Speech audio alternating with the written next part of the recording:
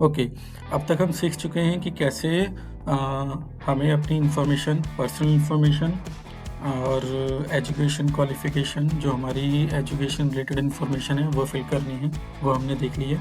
अब इस सेक्शन में हम देखेंगे कि हमें जो यूनिवर्सिटी सेलेक्ट करनी है, प्रोग्राम सेलेक्ट करने हैं, तो वो किस तरह से सेलेक्ट करने हैं, और यही CUET का सबसे इम्पॉर्टेंट पार्ट है।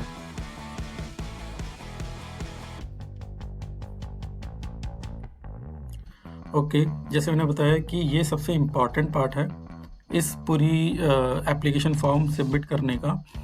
तो सबसे मुश्किल इसमें यूनिवर्सिटी नेम, प्रोग्राम सेलेक्ट करना, और हर एक यूनिवर्सिटी में जो आप प्रोग्राम सेलेक्ट कर रहे हैं, कोई भी कोर्स सेलेक्ट कर रहे हैं, उसके लिए हर किसी के लिए CUET ने इस बार बहुत ही नया मतलब फंडा रखा हुआ है कि हर चीज़ के लिए सब्जेक्ट अलग अलग हैं, कि आपको सेम ही कोर्स अगर अलग यूनिवर्सिटी में करना है और दूसरी यूनिवर्सिटी में करना है, तो दोनों के लिए अलग अलग एग्ज़ाम पैटर्न है।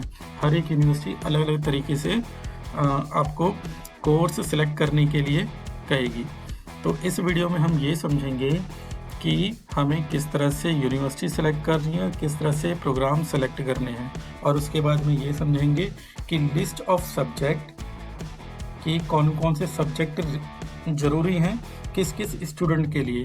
तो हमारे पास में काफ़ी सारे स्टूडेंट हैं, कुछ स्टूडेंट हैं जो आर्ट से रिलेटेड हैं, कुछ कॉमर्स से रिलेटेड हैं, और कुछ साइंस से रिलेटेड है, कुछ लैंग्वेज में करना चाहते हैं आगे अपनी ग्रेजुएशन। तो हम हर एक वीडियो में हर एक स्टूडेंट को फोकस करेंगे। तो पहले हम फोकस करेंगे फॉरेन लैंग्वेज के लिए। तो देखते हैं आगे कि किस तरह से हमें इस फॉर्म को फिल करना है। हेलो फ्रेंड्स,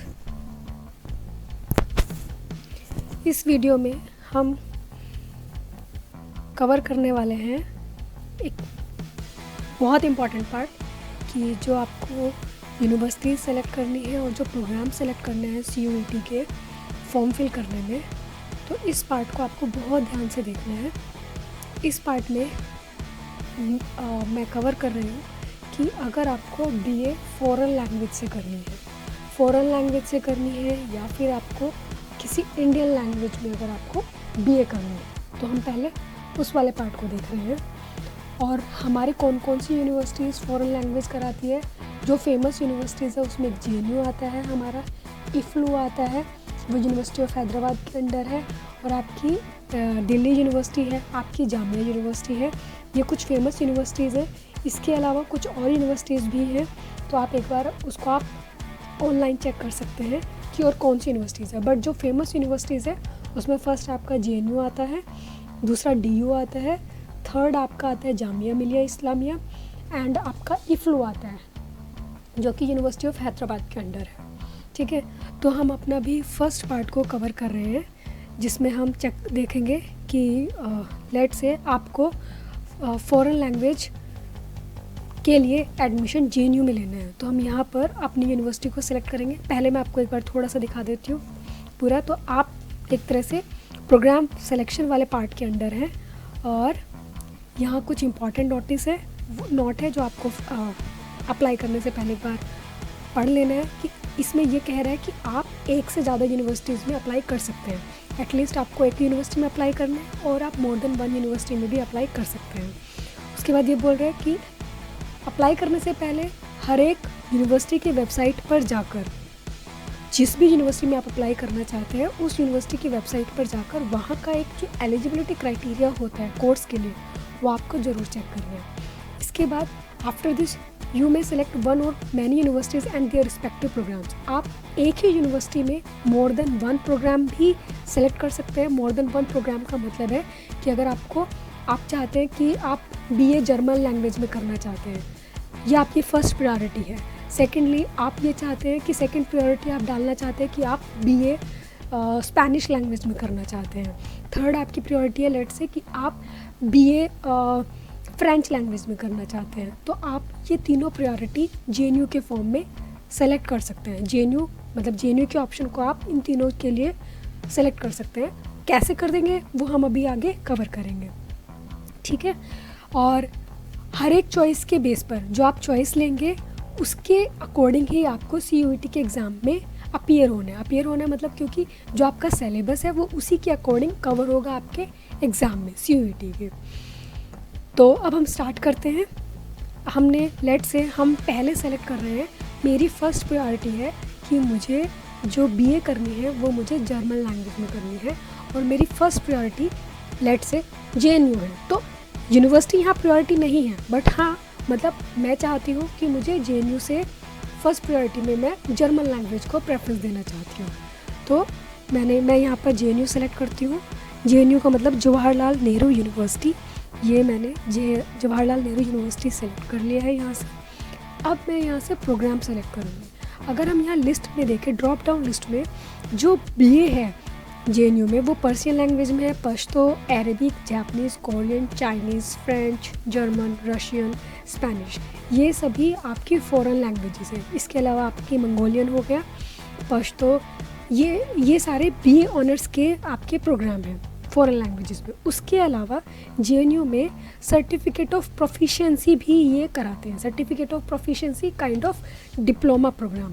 तो अगर आप डिप्लोमा प्रोग्राम में भी इंटरेस्टेड हैं तो आप डिप्लोमा प्रोग्राम भी यहाँ पर फिल कर सकते हैं। और एक JNU ने अभी एक और नया प्रोग्राम शुरू किया, PSc MSc इंटीग्रेटेड प्रोग्राम इन आयुर्वेदा बायोलॉजी। तो अगर आप चाहते हैं तो आप वो भी एक बार सेलेक्ट कर सकते हैं। तो पहले हम फ़ॉरेन लैंग्वेज के लिए चेक करते हैं। पहले मैं यहाँ से जर्मन लैंग्वेज को सेलेक्ट कर रही हूँ, तो मैंने इसको ऐड कर लिया। जैसे ही मैं इसको ऐड करूँगी तो ये मुझे ड्रॉप डाउन लिस्ट में जो मैंने ऐड किया है वो मुझे यहाँ पर शो हो जाएगा कि मैंने यूनिवर्सिटी सेलेक्ट की है JNU, प्रोग्राम है मेरा German, BA honours in German language. उसके बाद यहाँ पर JNU का ये क्राइटेरिया है कि आपको CUET के एग्ज़ाम में क्या सेलेक्ट करना है JNU में एडमिशन लेने के लिए। तो यहाँ पर ये कह रहा है कि the entrance test for this programme is a common test for all languages, कि आप कितनी भी लैंग्वेज में, किसी भी लैंग्वेज में आप अगर BA करना चाहते हैं, किसी भी लैंग्वेज जो हमने अभी लैंग्वेजेस देखी, जर्मन, फ्रेंच, रशियन, उनमें से कोई भी लैंग्वेज के लिए अगर आपको किसी भी लैंग्वेज में अगर आपको एडमिशन लेना है तो आपको ये वाला क्राइटेरिया फुलफिल करना होगा। तो कैंडिडेट्स को क्या करना होगा, candidate seeks admission to BA honours in JNU have to appear for CUET undergraduate 2022। तो आपको इस प्रोग्राम में, इस टेस्ट में अपीयर होना होगा। सेकेंडली उसके बाद ये क्या कहता है, they are required to opt for section 1A English test and section 3 general test for the admission in JNU। तो यहाँ इसका क्राइटेरिया ये है कि CUET के एग्ज़ाम में आपको सेक्शन 1 में से इंग्लिश लैंग्वेज आपको कंपलसरी है, वो सेलेक्ट करना होगा, और थर्ड सेक्शन में आपको जनरल टेस्ट देना होगा। तो ये 2 सेक्शन आपको चूज़ करने होंगे JNU में एडमिशन लेने के लिए किसी भी लैंग्वेज में। तो लेट से कि अगर आपने हिंदी मीडियम चूज़ कर लिया है CUET के एग्ज़ाम में, तो आप JNU में एडमिशन नहीं ले पाएंगे। इसलिए आपको मीडियम ऑफ जो टेस्ट है वो आपको इंग्लिश सेलेक्ट करना होगा। ये आपके लिए कंपलसरी हो जाएगा अगर आपको JNU में एडमिशन लेना है। तो ये 2 क्राइटेरिया हैं जिस पर आपको बहुत ज़्यादा ध्यान देना है, ठीक है। यही चीज़ इन्होंने लिखी है नीचे भी, यही बात कि अगर आप सेक्शन 1A में इंग्लिश चूज़ नहीं करते हैं और अगर आप सेक्शन 3 चूज़ नहीं करते हैं तो आप JNU में एडमिशन नहीं ले पाएंगे। उसके अलावा जो एलिजिबिलिटी है यहाँ की JNU की, वो भी हम एक बार चेक कर लेते हैं। तो अगर हम यहाँ पर देखें, ये अपनी एलिजिबिलिटी में हमें यहाँ पर बोल रहे हैं कि जर्मन लैंग्वेज में अगर आपका एडमिशन लेना है तो जो मेन रिक्वायरमेंट है आपकी वो है आपकी कि 12th में आपके 45% मार्क्स होने चाहिए।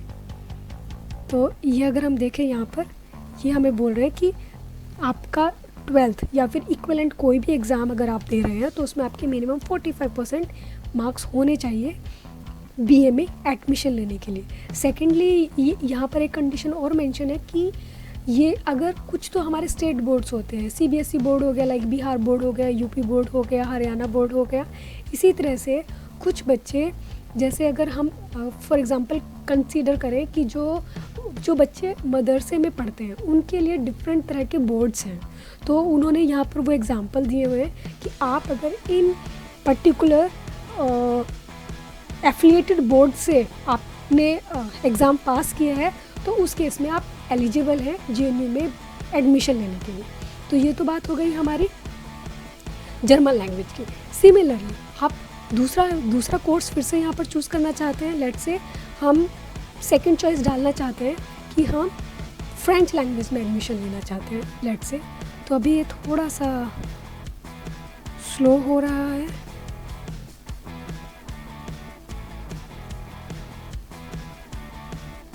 हाँ, अभी ये हमारा रिफ़्रेश हो गया है।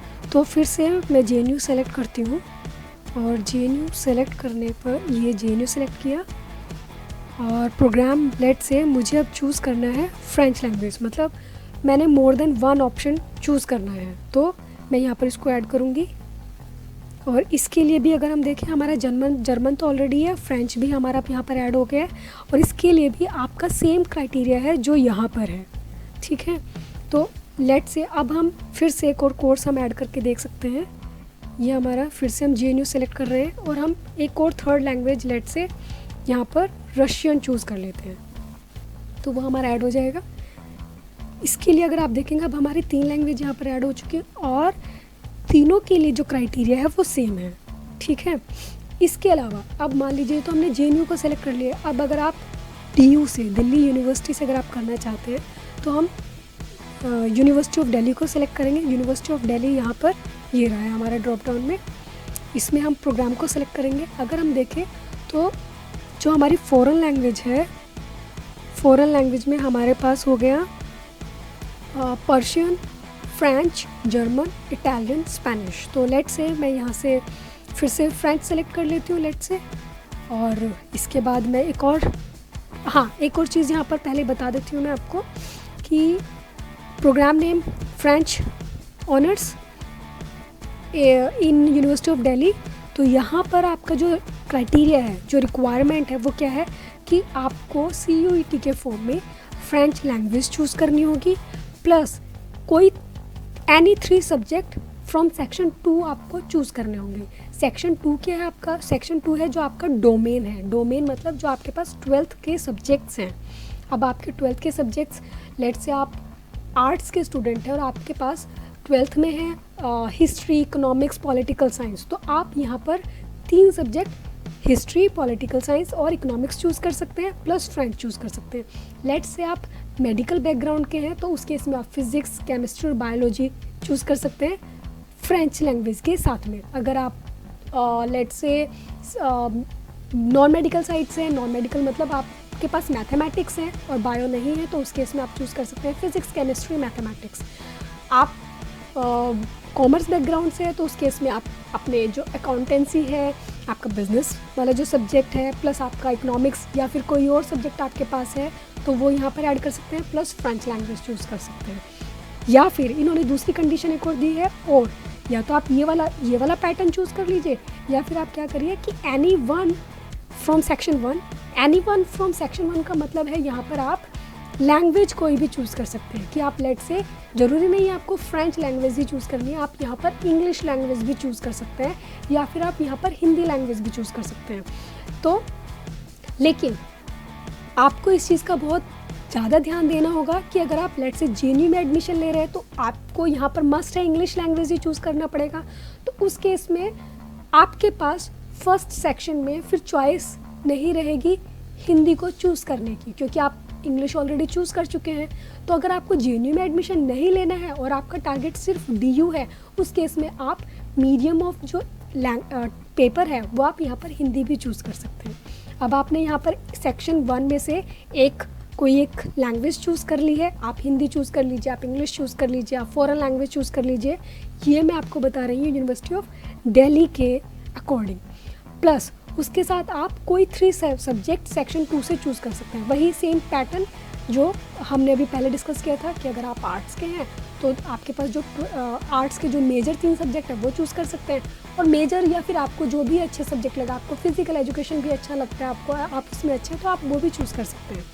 इसके साथ हम इसका एक एलिजिबिलिटी क्राइटेरिया चेक कर लेते हैं DU का कि हमारे पास क्या है, कि CUET के अलावा ये और क्या चीज़ें इसकी डिमांड है, हम एक बार उसको भी चेक कर लेते हैं।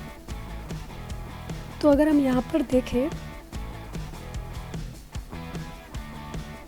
हाँ हम यहाँ पर अगर देखें फ्रेंच लैंग्वेज के लिए जो DU का क्राइटेरिया, पहली रिक्वायरमेंट तो इन्होंने ये हम यहाँ मेंशन की है जो अभी हमने डिस्कस की थी, और जो इनका एलिजिबिलिटी क्राइटेरिया है उसमें आप देखिए ये क्या कह रहे हैं, candidate must appear in CUET in any of the following subject combinations. तो कॉम्बिनेशंस इन्होंने आपको दिए हैं कि कौन कौन से कॉम्बिनेशन आप ट्राई कर सकते हैं, आप फिल कर सकते हैं इस फॉर्म में, CUET के फॉर्म में। French from list A, list A मतलब हमारे पास, क्योंकि जो इन्होंने सेक्शन बनाए हैं वो इस तरह से बनाए हैं, सेक्शन 1, सेक्शन 2, सेक्शन 3। सेक्शन 1 को इन्होंने 2 पार्ट में डिवाइड किया, सेक्शन 1A, सेक्शन 1B। तो जो लिस्ट ए बोल रहे हैं ये सेक्शन 1A की बात कर रहे हैं। Plus any 2 subjects from list B1 plus any 1 subject from either list B1 और लिस्ट B2। तो ये एक कॉम्बिनेशन इन्होंने बनाया है आपके लिए। दूसरा कॉम्बिनेशन आप जो ट्राई कर सकते हैं वो क्या कर सकते हैं, any one language from list A. List A से कोई एक लैंग्वेज चूज़ करने का मतलब है कि आप इंग्लिश चूज़ कर लिया आपने let's say, O plus any 2 subjects from list B1 plus any 1 subject from either list B1 और लिस्ट B2। तो आप यहाँ से लिस्ट B1 में से कोई 2 सब्जेक्ट या फिर आप तीनों भी लिस्ट B1 से चूज़ कर सकते हैं, या फिर एक सब्जेक्ट आप B2 से चूज़ कर सकते हैं। ठीक है, वो आप उसमें ज़्यादा कंफ्यूज मत होइए।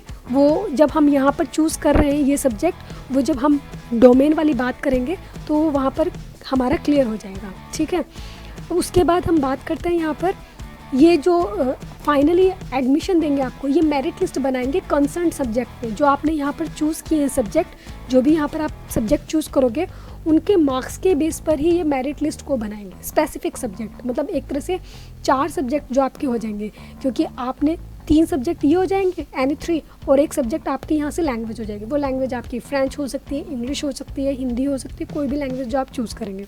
तो 4 सब्जेक्ट के मार्क्स के बेस पर ये आपकी एक मेरिट लिस्ट बनाएंगे और उसके बेस पर आपको एडमिशन देंगे। तो ये तो हमारा हो गया यूनिवर्सिटी ऑफ दिल्ली का एलिजिबिलिटी क्राइटेरिया। अब हम नेक्स्ट देख लेते हैं। लेट्स से फिर आप यूनिवर्सिटी ऑफ दिल्ली में ही कोई और लैंग्वेज भी चूज़ करना चाहते हैं, मैं फिर से ऐड करूँगी यहाँ पर।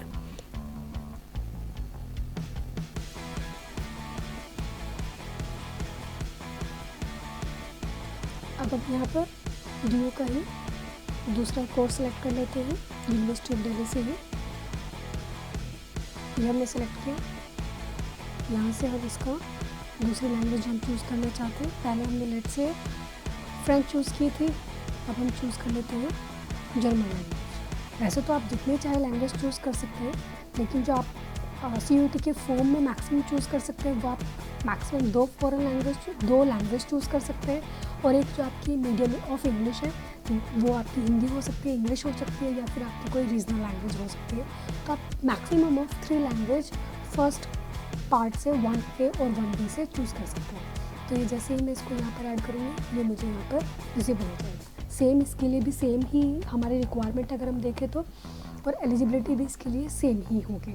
ठीक है, अगर इसी तरह से अगर आप चाहते हैं आप इसी तरह से जामिया मिलिया इस्लामिया में फिल कर सकते हैं। तो हम जामिया मिलिया इस्लामिया को एक बार चेक कर लेते हैं क्या है। जामिया मिलिया इस्लामिया में हमने इसको सेलेक्ट किया, और यहाँ पर जो ये फॉरेन लैंग्वेज, जामिया मिलिया इस्लामिया ने सारी फॉरेन लैंग्वेज को CUET के अंडर नहीं रखा है। इसने सिर्फ हमारी कुछ लैंग्वेज जैसे कि फ्रेंच और स्पेनिश, बस इन 2 लैंग्वेज को ही, और एक थर्ड है तुर्किश लैंग्वेज, बस इनको ही इसने CUET के अंडर रखा है। बाकी के लिए अब जैसे नॉर्मल अपना पहले एंट्रेंस टेस्ट कंडक्ट कराती थी उसी तरह से अभी भी अपना एंट्रेंस टेस्ट कंडक्ट कराएंगे। तो अगर हम यहाँ से फ्रेंच को सिलेक्ट कर लेते हैं, ये देखिए हमारा ये आ गया है। इसके लिए जो रिक्वायरमेंट है वो आपका जनरल टेस्ट है, मतलब जो पार्ट 3 है आपका, पार्ट 3 आपको सेलेक्ट करना पड़ेगा। तो हमने पार्ट 3 अगर हम देखें, पार्ट 3 हमको JNU के लिए भी चाहिए था जनरल टेस्ट।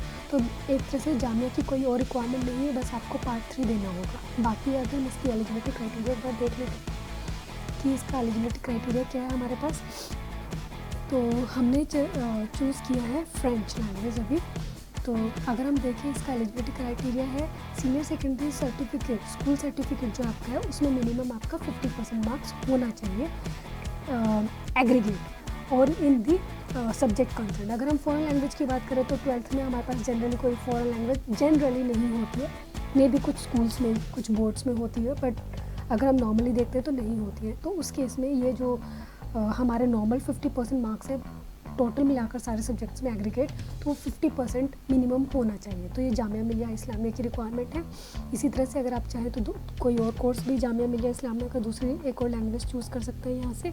तो मैं यहाँ से स्पेनिश चूज़ कर लेती हूँ, तो ये मैंने यहाँ पर चूज़ कर लिया। सेम इसके लिए फिर से सेम रिक्वायरमेंट है, जनरल टेस्ट और एलिजिबिलिटी इसका क्राइटेरिया सेम रहेगा। तो अगर हम यहाँ देखें, इस फॉर्म का फ़ायदा ये है कि आप एक ही फॉर्म में बहुत सारी यूनिवर्सिटीज़ को सेलेक्ट कर सकते हो, बहुत सारे कोर्सेज़ को सेलेक्ट कर सकते हो। अब ये सिर्फ ये वाले वीडियो में मैं कवर कर रही हूँ सिर्फ फॉरेन लैंग्वेज को, ओनली फॉरेन लैंग्वेजेस, जो बच्चे फॉरेन लैंग्वेजेस में इंटरेस्टेड हैं। अब हमारा ऐसा भी होता है कि कुछ बच्चे फॉरेन लैंग्वेज के अलावा दूसरे कोर्सेज भी करना चाहते हैं, जैसे वो बीए पॉलिटिकल साइंस में करना चाहते हैं, इकोनॉमिक्स में करना चाहते हैं, तो वो हम दूसरी वीडियो में कवर करेंगे। ये मैंने सिर्फ आपको एक एग्जांपल दिया कि अगर आप अलग अलग यूनिवर्सिटीज़ जो आप चूज़ कर सकते हैं फॉरेन लैंग्वेजेस के लिए, तो वो आप इस तरह से कर सकते हैं मल्टीपल यूनिवर्सिटीज़ को, और एक यूनिवर्सिटी में आप मल्टीपल सब्जेक्ट को चूज़ कर सकते हैं। तो मैंने जैसे आपको दिखाया, जामिया में आप 2 सब्जेक्ट चूज़ कर सकते हैं, यूनिवर्सिटी ऑफ दिल्ली में आप 2 सब्जेक्ट इस तरह से चूज़ कर सकते हैं। अगर आप चाहे और सब्जेक्ट भी यहाँ पर चूज़ कर सकते हैं, वो आपकी चॉइस है। मैंने सिर्फ आपको ये एग्जांपल दिया कि आप जितने पॉसिबल सब्जेक्ट चाहें वो चूज़ कर सकते हैं। बस आप इस चीज़ का ध्यान रखिएगा कि यूनिवर्सिटी की रिक्वायरमेंट क्या है और CUET में आपको कौन कौन से सब्जेक्ट लेने होंगे। तो बस आप इस चीज़ का अगर ध्यान रखेंगे तो आप फॉर्म को बड़े आराम से भर पाएंगे। ये हो गया फॉरेन लैंग्वेजेस के लिए। हम नेक्स्ट पार्ट में कवर करेंगे कि अगर बच्चा BA पॉलिटिकल साइंस, हिस्ट्री या इकोनॉमिक्स या इन दूसरे सब्जेक्ट्स में करना चाहता है, तो उसको सब्जेक्ट कैसे चूज़ करना है। तो आपसे मिलते हैं नेक्स्ट वीडियो में। बाय।